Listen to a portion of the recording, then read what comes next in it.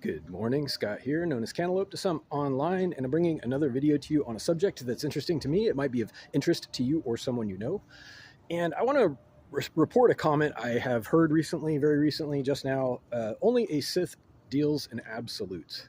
Presumably quoting something from Star Wars. I don't think I remember that line. I didn't see all the movies necessarily, but only a Sith deals in absolutes. It might actually be somebody's interpretation of the meaning of the movies or something like that. I'm not sure, but I want to talk about truth, which actually it can be viewed as an absolute. Now, there's a perspective that truth exists in degrees. This is a common thing. Many people say this.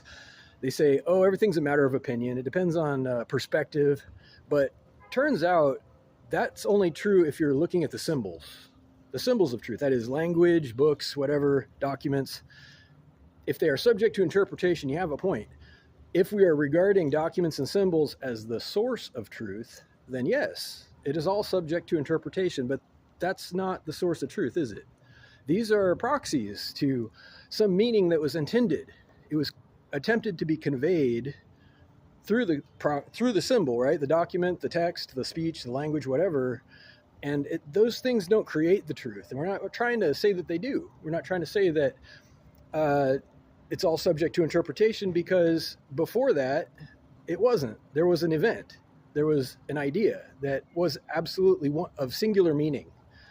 And the truth of it is also singular. That is to say that something is accurate or it's not. And that is an absolute. And it's not evil. It's not incorrect. It's the way truth works. There are facts, turns out.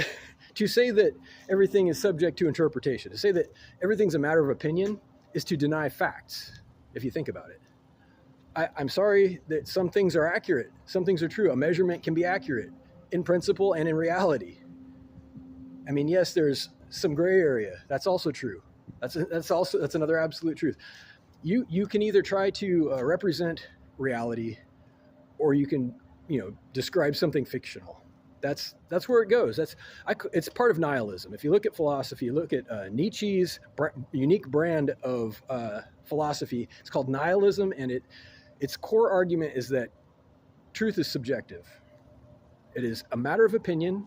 It hinges on perspective, but it doesn't. This fails to see the proxy nature of documents, symbols, and language. There's something under that. There's an underlying reality, common to everybody. We all share it. We can describe it with our language, but it is not created by the language. And here's your confusion. If you think that truth exists in degrees, if you say that there's truthiness, you're saying it comes from the language. It doesn't. There's an intention under that. The speaker, the writer, knows what they mean. And they mean that absolutely, if they're being honest. That's what it means. It's a fact. Reach out with questions or comments to whitehotrobot@gmail.com. Thank you.